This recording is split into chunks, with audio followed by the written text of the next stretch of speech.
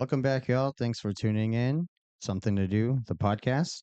Today, got a special guest. I'm out traveling for the holidays. Got my dad here with me, Glad to be here. and we're going to take a look at some a fat electrician. I introduced him with the videos that I did previously, and since we were just hanging out, I thought we'd just watch one right now. So, actually got one loaded up right now for you guys. We have America's Warhorse Marine, Sergeant Reckless. Let's dive right in. What if I told you that if it were not for the actions of a single beer-drinking horse over the course of 48 hours, South Korea as we know it today would probably not exist? Today we're talking about the greatest warhorse of all time, the highest ranking animal in Marine Corps history, and the hero of Outpost Vegas. Ladies and gentlemen, Sergeant Reckless. So, Sergeant Reckless, I'm assuming, is this horse. I'm assuming so, which is kind of hits close to home with that Mr. Ed thing. What do you think about so far? Few videos you watched. What do you think about this guy's storytelling? I really love his storytelling, as a matter of fact. The first one I watched was the cheese incident that you sent me, that you had posted, and I was highly impressed. So I dove down the rabbit hole a little bit. I wasn't aware that you. Well, let's dive into this one.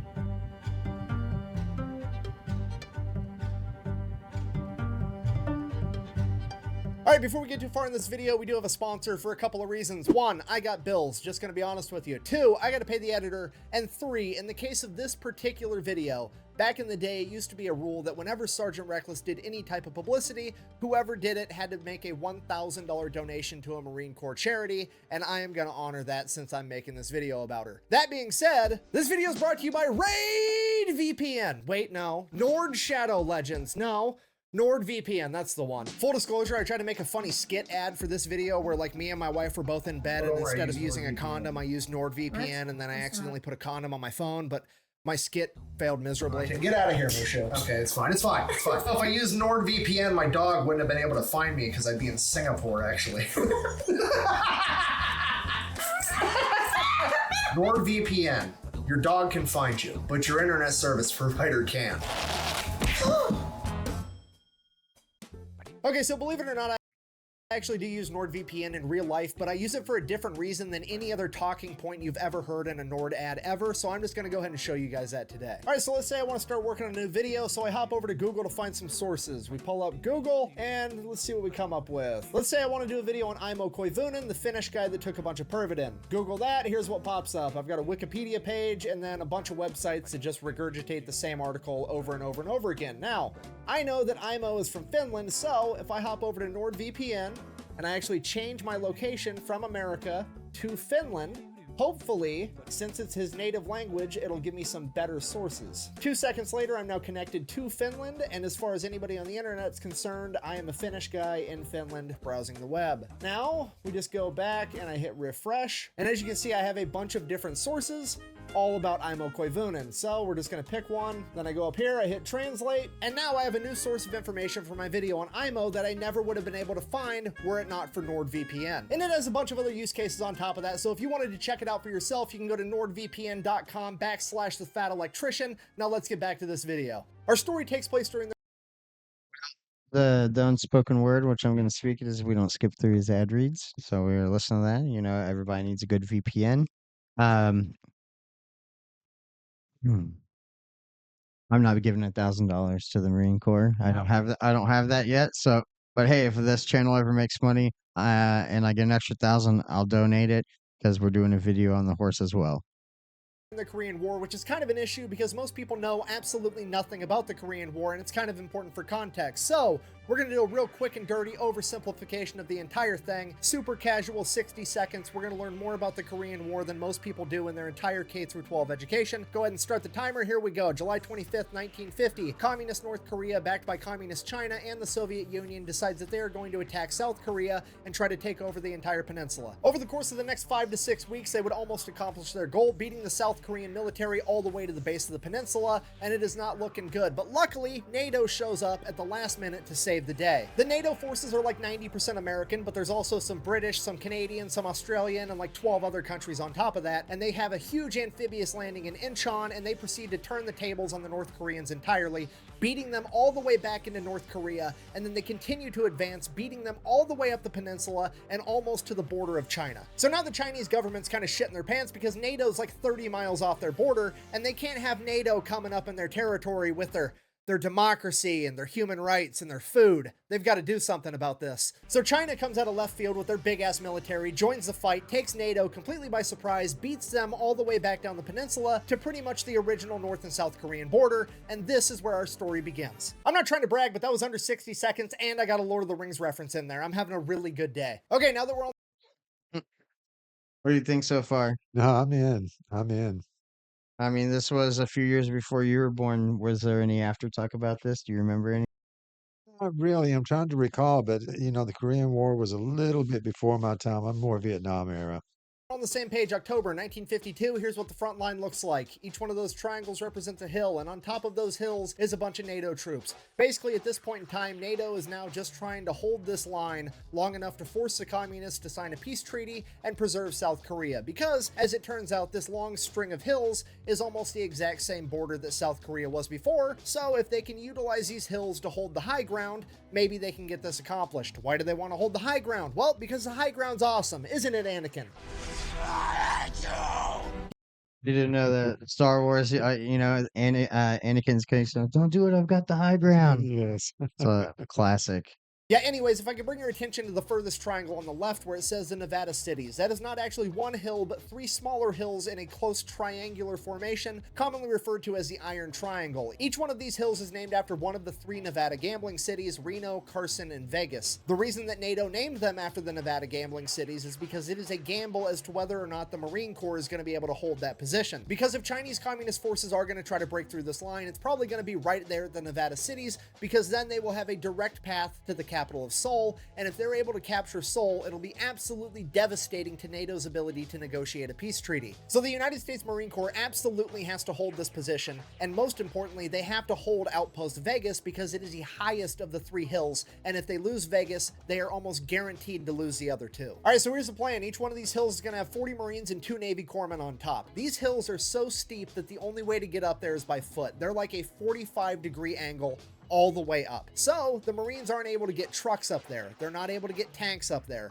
The only thing they can get up there is barbed where the wire, workhorse shovels comes in, for digging trenches, assuming. guns, and 75mm recoilless rifles. These recoilless rifles are pretty much going to be the Marines' only chance at defending themselves if they do get attacked. The problem with it is, though, since you can't get a truck up on this hill, now the Marines have to carry all the ammunition up themselves, and each shell weighs approximately 24 pounds. So because carrying these shells up this enormous hill one or two at a time absolutely sucks, the Marines get permission to buy a horse or a mule or a donkey or something. So they go down to Seoul and they start looking. And obviously, the first place they choose to investigate is the horse racetrack at Seoul. Is there probably going to be a pack animal at a racetrack for sale? No, probably not, because that's racehorses, and racehorses don't make good pack animals, but that is the one place that's going to have alcohol and gambling, so you best believe that's where the Marines are going to check first. But as fate would have it, they would meet up with a horse trainer and jockey by the name of Kim Hook Moon, who would be willing to reluctantly sell his horse, Ah Chim Hai, which translates to flame in the morning. He absolutely did not want to sell this horse. He described it as the most beautiful and intelligent horse on the planet, but he did it for $250 because he had to buy his sister a prosthetic leg. I believe her name was Peggy, or was it Eileen? Anyways, the Marines buy the... Some funny little dad jokes in I there. like that. So far, I mean, I was wondering where they're going to add the horses in, but it looks like this is where we're going. It almost reminds me of how Homer Simpson got their dog from the dog racetrack.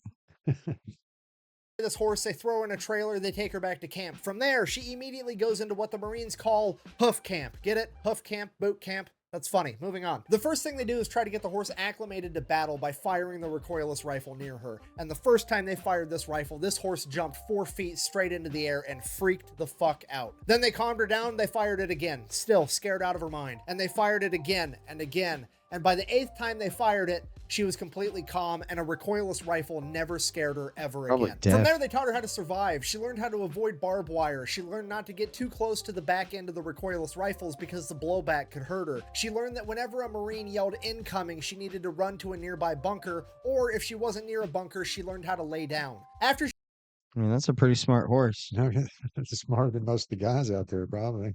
right? Got all the commands, knows where to hide. It's pretty impressive. she completed her training, the Marines ordered her a special saddle to be made and shipped all the way from America that would allow her to carry a bunch of recoilless rifle rounds. Until then, though, she began helping the Marines any way she could, mainly by helping string communications cable between the different outposts and the ammunition point, and she could string more cable than 10 men combined. At this point, the Marines really started to like this horse, so they decided they were going to give her a new name. Reckless, named after the recoilless rifles, which were commonly referred to as reckless rifles. And from that It's interesting because I was thinking it was a racehorse, Right. and that was going to be the racehorse name, like Reckless. Like, just I assumed Yeah, they actually gave it the name for being reckless, just a reckless buddy's job. nickname. Yeah, that's pretty cool.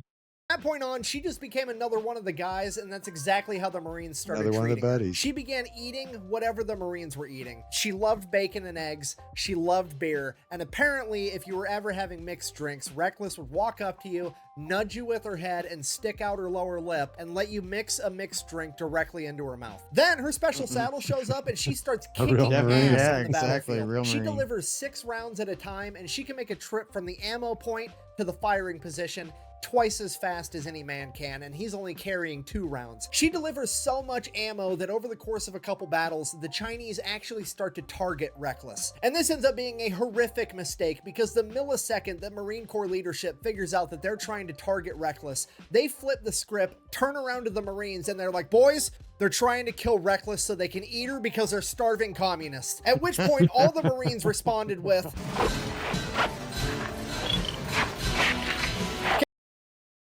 Right for the time period, right? It does. It does. All right, it looks like they're going to give us a commercial. Let's skip Building through. your online business? Go to Wix.com and set up your store on a okay, the Marines are absolutely furious. This is worse than fucking with Doc. We've got multiple Docs. We've only got one Reckless. We can't allow this to happen. And the Marines begin fighting that much harder. And they have more ammo to fight even harder with because Reckless is right there with them, bearing ammo the entire time. From this point on, they begin dominating every skirmish that they take part in. At one point, they're working adjacent to the Australian military, and the Australians are so blown away by Reckless that they come up to meet her after the skirmish, and they actually give her one of their campaign hats as a reward for being such a badass on the battlefield. Reckless and the Marines fight and hold the line for the next 5 months, and by March of 1953, peace talks between North and South Korea are well underway, and it's beginning to finally look like this war might come to a peaceful resolution. But on March 26th, Chinese forces would launch a major offensive trying to break through the line at the Nevada cities with 4,000 men. For the next 4 days, the Marine Corps and the Chinese fight over these hills. The Chinese take the hill, the Marines take it back. The Chinese take the hill, the Marines take it back. Eventually, it got to the point where nobody could hold the top of the hill, and you just had the Chinese on one slope of the hill and the Marines on the other. They said that there was so much artillery flying in both directions for the entirety of 4 days that the sound of individual explosions gave way to what seemed like a constant and consistent roar. For 4 days, they were completely unable to verbally communicate, and they could only talk to each other via hand. And that's like stuff of movies right there. Right. Well, most of what I've seen of Korean War was MASH. Funny. MASH was pretty good, though. Yeah, that was. Signals. And because of all this noise, the Marine Corps forward observers weren't able to effectively communicate with the Marine Corps artillery and mortars, meaning that the artillery and mortars were just firing blindly into the general vicinity of where the enemy should be. Meaning that the only effective fire the Marine Corps has in this fight is coming from the recoilless rifles because they don't require a forward observer and they don't require communication. The men with the recoilless rifles are the ones spotting the enemy and firing the gun. The recoilless rifles are now the key to winning this battle, and they absolutely have to stay up and running, and they have to get this ammunition up to these hills to fight back. The problem is the ammo point is 750 yards away from the firing position, up a 45-degree angle hill that is constantly being pounded with enemy artillery fire while it's also covered with smoke and white phosphorus. But that doesn't change the fact that the ammunition has to get there, so they load 8 rounds into Reckless's pack, and they send her up the hill. And the men at the ammunition depot know that it's probably the last time they're ever going to see her again because they've just sent her off to her death. But despite that, she somehow makes it to the firing position. The Marines there unload the ammo and stick a wounded Marine on her back as they send her back down the hill, also feeling as though they're sending her to her death, and it's the last time they're ever going to see their favorite horse. But they're wrong. I mean, this horse is a hero. They're going to give this thing all kinds of medals if it survives, This guy's a very good narrator. right? And he said, man, reckless. They're trying to eat her. Are you kidding? He sucked me Everybody's in. I'm yeah. trying to do something. Over and over and over again, they're wrong because every 20 minutes like clockwork, Reckless is back at the firing position, bringing more ammunition, and then she's back at the ammunition depot, dropping off wounded Marines. And she does this all day long, and with every trip she makes, she becomes less and less of a horse, and more the only sign of hope that these men have. Because of this little horse that's quite literally an animal of prey, whose only defensive measure to danger is to run away, can stand here and fight through all of this, then fuck, maybe they can too. Despite being struck by shrapnel twice, Reckless kept the Marines so well stocked with ammunition that they managed to melt one of the barrels of the 75mm recoilless rifles. On the first day of battle alone, she made 51 round trips to the firing line, covering over 35 miles, delivering 386 rounds of ammunition, totaling over 9,000 pounds, and that's not including all the Marines that she carried back down the hill. At the end of the first day of battle, they took Reckless, gave her all the food and water that she would eat or drink, and then they laid her down to bed. She got to sleep for 6 hours before the first enemy artillery shell impacted, and at that she was back up and ready to do it all over again, and she repeated her performance from the day prior. At the end of the second day, nobody held Outpost Vegas at the top of the hill. The Chinese held one slope and the Marines held the other, and it is at this point that the Marine Corps leadership decided that if they can't hold the high ground, It's like basically due to this one horse that they were able to hold the whole Chinese force off at a stalemate. Now, it's amazing that you never hear about this in school or, any of the cool stuff. I would have listened in school if they'd have told the cool stories. I agree, and they're definitely not teaching kids in school anything good these days. I've learned more in the last 15 minutes than I've learned in my entire life. there just isn't going to be a high ground anymore. They called in the Marine Air Wing, and on the morning of the third day of battle, the Marine Corps dropped 28 tons of ordnance on top of the hill, completely leveling every defensive structure and anything else that was up there. By the end of the third day, the Marines had taken the top of the hill where Outpost Vegas used to be, but then they saw that the Chinese were falling back into a ravine and they were going to go around the hill entirely. This is absolutely terrible because there aren't enough Marines on Outpost Vegas, Carson, and Reno combined to be able to go down there and stop the Chinese. If they're going to stand any chance in a fight, they have to have the high ground, so they absolutely cannot give it up. The problem is, on the back side of the hill that Outpost Vegas is on, is where the ammunition depot is, as well as a mess tent that's been converted into an aid station with over 200 wounded Marines, and there's nothing that the Marines on top of the outpost can do to stop them. Then the Marines at Outpost Carson get an idea, and they send a runner with a note to the aid station as fast as they can. He gives the note to the commander of the aid station, who then tries to read the note to all 200 wounded Marines, but the artillery fire is so loud that he can't be heard. So he resorts to just handing the note to one Marine, who hands it to the next, and the next, and the next. And after reading the note, every Marine hangs his head for a second and gets on his feet, because the note reads, "Chinese coming around the hill, dropping smoke. Walk out into the smoke, throw grenades at smell of garlic." Apparently the Chinese military at this point smelled like garlic. I have no idea why, but It's pretty funny. It's I, funny. I thought he was going to amp him up with more Tales of the Horse. That definitely went a different direction than I thought it was going to. was a thing. And after all 200 Marines had read the note, they all stood up, grabbed every grenade that they could find, and began walking 500 yards out to where this smoke screen was. It's 11 o'clock at night, it's dark, it's eerie, it's dead silent. The Marines aren't saying a word because they all know that this is probably going to be the end. They're calling for walking wounded to rejoin the fight, and that's never, ever a good thing. And they're making their way to this smoke screen. They finally get there, and they take a few steps into the smoke, and they just stand there and they wait. And they wait. And after 10 minutes, there's a faint smell of garlic, and it keeps getting stronger and stronger and stronger. And the Marines know what's going to come next, but they just don't know when to start throwing these grenades. And then off in the distance in the smoke, they hear a single cough, and all the Marines just begin throwing these grenades into the smoke screen. Within a matter of seconds, they've completely exhausted their supply, throwing over 500 grenades into the smoke. And that was it. There was nothing left to do. That's a lot of grenades, 500. I can't imagine.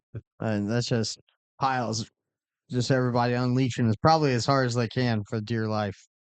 but stand there and wait for the enemy to come and get them. So that's what they did. They stood there and they waited and they waited, and the smell of garlic got a little bit fainter and a little bit fainter. And finally, the Marines are like, fuck it, I'm going to bed. So they walked back to the aid station, went to bed, woke up the next morning, and holy shit, the enemy artillery had completely stopped and the battle was over. They would later find out that the Chinese suffered over 4,000 casualties trying to break through the Marine line. And after the incident at 11 o'clock at night with the smoke screen in the aid station, they simply could not afford to lose any more men and were forced to retreat. So that was it. The Marines did it. Against all odds, somehow the Marines managed to hold the line against a vastly superior force.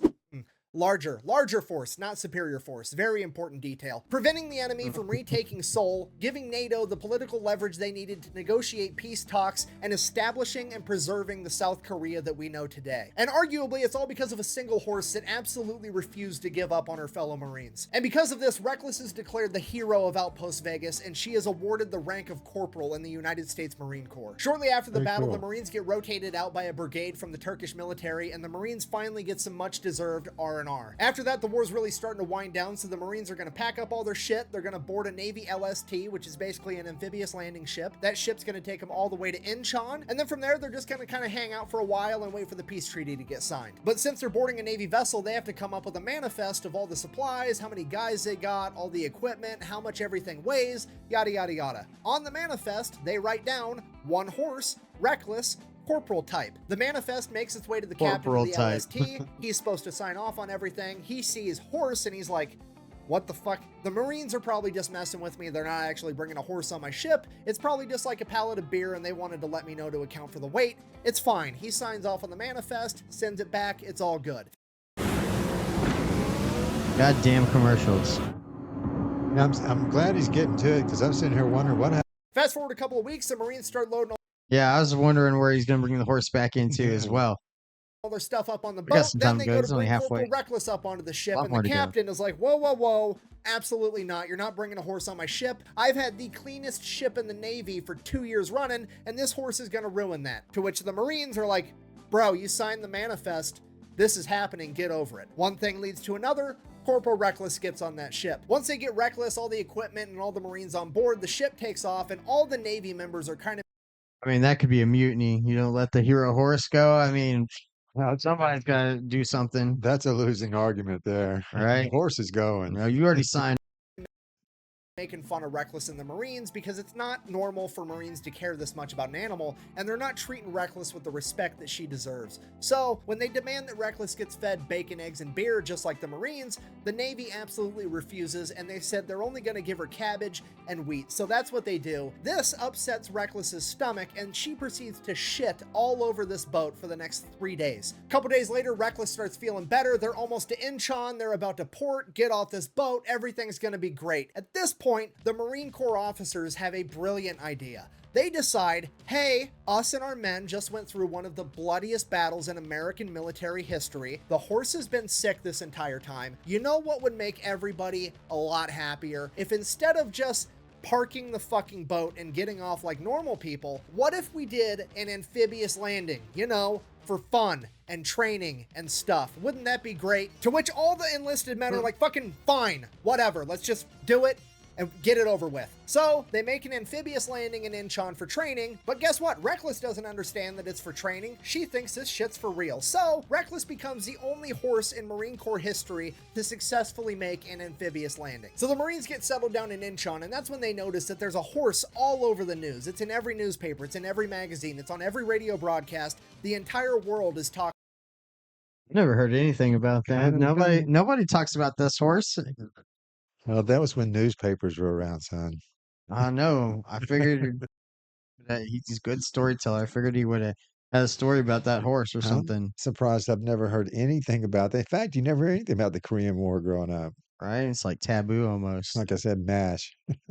Talking about this horse, but it's not Corporal Reckless. It's some Was Hogan's Hero Korean War too? No, I believe that was World War II. Gotcha. horse over in Oh yeah, America it was called because they were Native German. Dancer. Yes. Well, It's the yeah. greatest horse in the world. It's going to win the Kentucky Derby, blah, blah, blah. And the Marines are kind of getting pissed because they know for a fact that they have the best horse in the world, and it's Corporal Reckless, not Native Dancer. And the Marines are willing to put their money where their mouth is because they pull together over $25,000, which is like over $250,000 in today's money. And they publicly offer it up as a wager to the owner of Native Dancer. Hey, bring your horse over to South Korea, beat Reckless in a race, and you can have the money. But this wasn't just going to be any race. This was going to be called the Paddy Derby. It was a 1.5 mile course uphill through rice paddies, and each horse wasn't going to have a rider, and they were going to have to carry 192 pounds of ammunition. Unfortunately for everybody, Native Dancer's owner decided that they were not going to partake in this competition, so now the Marines kind of just hung out until the end of the war. Then the order comes. And they're like, "Put your money where your mouth is, because we know what our horse can do." And Yeah. that guy, he was like, "All right, now I can call my bluff." Well, they were stacking the dag. Right? Down, hey, pack your shit, it's time to go home. The Marines are like, cool, great, grand, wonderful. How are we going to get Reckless home? At which point, the leadership over at the Marine Corps is like, well, here's the thing. We don't think that the taxpayers would appreciate spending their money to transport this horse all the way back to America, so we're just going to abandon her here. To which the entire Marine Corps is like, the fuck you are. They go into full samurai mode. They're going to figure out how to get Corporal Reckless back to America through the back channels, whatever it takes. So they end up getting a hold of a public company called Pacific Transport, and they convince the owner to take Reckless all the way back to America. The only problem is Pacific Transport doesn't go to South Korea. The closest he can get is to Japan. Okay, cool. Now we just have to get Reckless from South Korea to Japan. Reckless's platoon then gets a hold of the Marine Corps Air Wing, and they convince those Marines to let them smuggle Reckless onto a cargo plane going from South Korea to Japan. From there, they get Reckless onto the Pacific Transport ship. They take him all the way back to San Francisco, where the Marines are going to re-meet back. The Marines are coyoteing I this was about horse to say, to that- Japan and that- then to America. That's pretty sweet. Right? Up with Reckless. Okay, fast forward, the Marines make it to San Francisco. The Pacific Transport ship makes it to San Francisco. The Marines go there to pick up Reckless, at which point they find out that Customs beat them there, and Customs called the Department of Agriculture, and the Department of Agriculture said, we're going to have this horse destroyed because she could have diseases. The Marines then explained to this guy from the Department of Agriculture, look, this is a war hero. You're not killing this horse. She's coming with us. At which point, the Department of Agriculture guy is like, oh no, she's staying here and we're going to have her destroyed. Now, the Marines are kind of looking around at each other. They're looking at this pencil pusher from the Department of Agriculture. They're like, "Do you really want to try your luck, dude?" Love to have been a fly on the wall. Right? And the Marines, without saying a word, have just communicated with their eyes. We're actually going to have to kill this guy and hide the body. Department of Agriculture guy is finally starting to piece together how quickly and how far this might escalate, and he finally comes to his senses and he's like, okay, look, maybe, just maybe, I'll take a blood sample, I'll take it to the lab, and if she doesn't have any diseases, we'll release her. To which the Marines are like, that's a solid call. So the guy takes a blood sample, says it'll take me about a Very week to get the solid. results. Go ahead and just leave the horse here. You guys can head out. At which the Marines said, nah, we're going to stay with the horse. And the agriculture guy is like, that's not necessary. And the Marines are like, oh, yeah, it is. Yes, it Because is. at this point, the Marines have come to the conclusion that the communists were trying to kill Reckless for food, and American bureaucracy is trying to kill Reckless just for fun, and they cannot let her out of their sight ever again. So, agriculture guy gets a blood sample, he leaves, the Marines hang out with the horse for a little while, and then they're like, oh, hey, there was a Marine Corps ball tonight. Reckless is a Marine. Let's go. Then they smuggled Reckless out of the ship. Then Took they it to- smuggled her out. And then they took it to a ball. This does sound like a movie. Right? Let's go. I'm surprised this hasn't been turned into a movie. Very entertaining. Out of the Well, I port. would've Then watched it. somehow they got her all the way across San Francisco, into the building, up the freight elevator, and they made it to the Marine Corps ball. Reckless walks in, and she has just given every Marine in that room the excuse they were looking for to get absolutely hammered. Everybody's drinking beer, eating cake, including Corporal Reckless, and Reckless is also eating all the flower decorations. It's a great time. Everybody wakes up the next morning, super hungover. They all go out, they get breakfast, bacon, eggs, give some to Reckless. Now, here's the problem. They kind of have smuggled this horse out and they don't know what to do with it. They also can't let the government find out where the horse is because the government is actively trying to destroy her for no reason. Then once Reckless gets to Camp Pendleton, the American public finds out that Reckless made it home and everybody's super pumped. They want to know all about it. The news is getting involved. America's celebrating because fucking America's warhorse made it home. This is awesome. At which point the high-ranking Marine officers that were going to abandon her are like, holy shit. Wow. What a great idea. You guys smuggled her all the way here, and we're just going to take credit for it because this is going really well for us. We had no idea that the American public would Typical. be okay with us doing the right thing and bringing a war hero home. We thought the American public wanted us spending millions and billions of dollars teaching fucking pigeons how to drive missiles and strapping napalm bombs onto bats and shit. I mean, don't get me started on horrible government spending. Exactly. I'm just saying, I can't tell me that they didn't want to bring her because they're fiscally. I mean, hey, they smuggled them over, and a parade was basically thrown, so that's pretty awesome, You're talking about a Pentagon budget. right? We had no idea that doing the right thing would be so popular. So then they throw a big parade, they have a big ceremony. Reckless gets promoted to E5 sergeant in the Marine Corps. They hook her up with this cool ass blanket. She gets awarded 2 Purple Hearts, 1 for each piece of shrapnel she took during the Battle of Outpost Vegas. It's a huge deal. She starts doing commercials, endorsements. The rule with that was she doesn't work for free. She's willing to do charity events for free. Anything else, if somebody wanted her to endorse a product, it had to be a product she actually liked. If it was food, it better be food she liked. If it was a drink, it better be a drink that she liked drinking. Otherwise, she wasn't going to do it. And those companies had to pay $1,000 for the privilege. I wonder who was in charge of that horse, the management. I mean, I'm sure they were banking off that. And I've never heard and again, never heard of this. It turned into a big deal as a spokesperson for a bunch of brands and stuff. And yeah, and I've never heard anybody make a peep about this before. And this seems like Sounds, it'd be a big deal. sounds like it was buried to me. Right. I mean, if that happened like today, like that'd be a big deal. It'd be all over the place. Yeah, everybody want a damn horse. Privilege of working with Sergeant Reckless, and that money went to a charity for the Marine Corps. And here's the thing with Reckless being a sergeant, most animals are like, oh, they're such and such rank, they're this rank, but they're not actually that rank. It's just like a symbolic thing. With Reckless, it was not a symbolic thing. The Marines treated her like she was truly and legitimately a sergeant in the Marine Corps. Nobody that was a lower rank than her was allowed to give her orders or tell her what to do, okay? If the privates were standing around eating food and stuff, and Reckless wandered up and nudged one, that was an order to share some food, and that private needed to obey it. She was given her own private stable right outside the post commander's house, and there was a standing order that she was never to carry anything heavier than her blanket ever again. Sergeant Reckless even had an assistant. Every time they got a batch of new recruits, they would find out who the farm kid was, and he would be tasked with taking care of Sergeant Reckless. Now, part of taking care of Sergeant Reckless was taking her out for her daily exercise. Now, how do you exercise a horse if you can't ride a horse because there's a standing order that she can't carry anything heavier than her blanket, and even if she could, you wouldn't be allowed to ride her because she's a higher rank than you?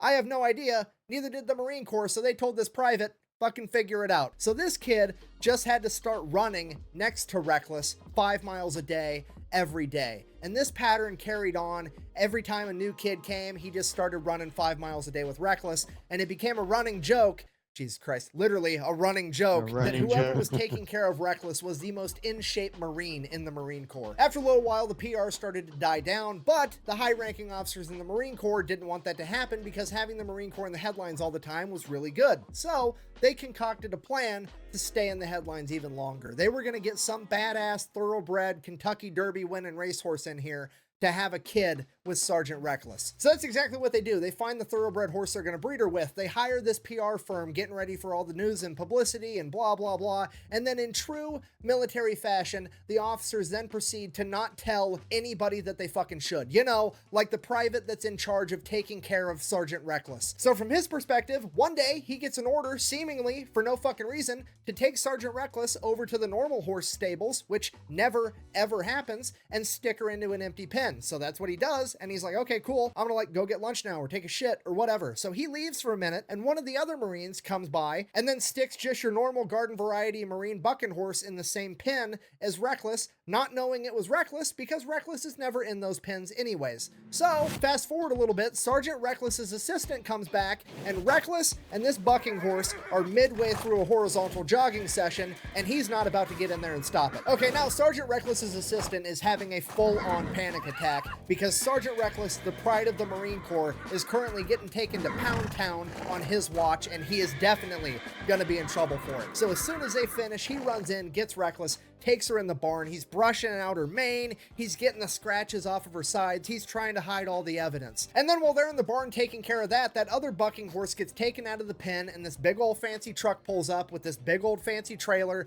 and this big ass Kentucky Derby winning thoroughbred racehorse gets unloaded and put in the pen that Reckless was just in. He gets done cleaning Reckless up in the barn, takes her out, and everybody's like, bro, what are you doing? Reckless is supposed to be in there with this other horse.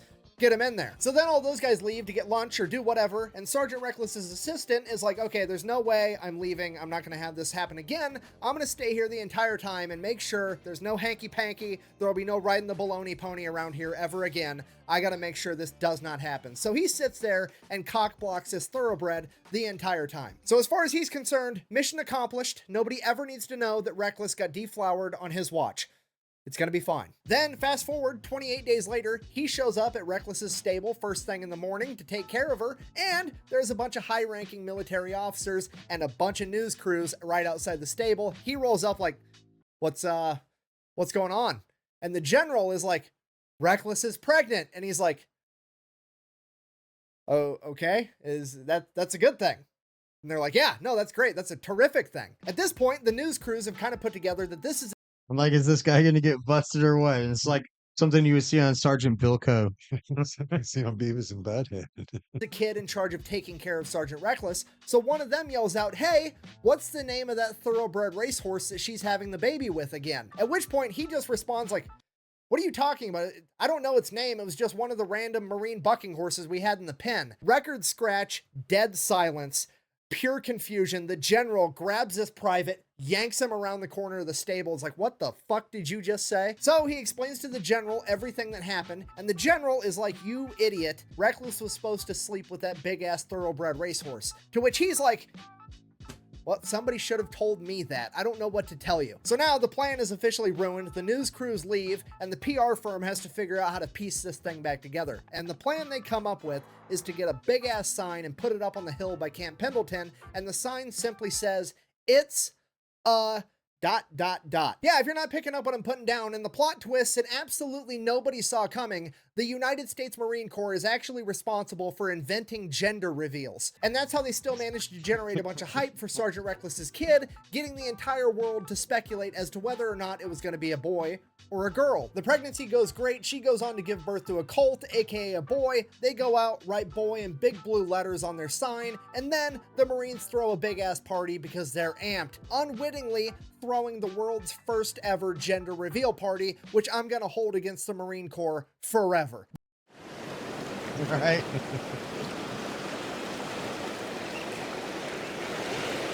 But now everybody wants I'm alright blaming them for gender reveal parties too. Okay, I'm to ready. know, what are we gonna name this young colt? So the high-ranking Marine officers step in again, and they're like, I have another great PR idea. Let's have a competition where all the Marines can submit their ideas for names. We'll pick the best one, and that guy can win a week of leave.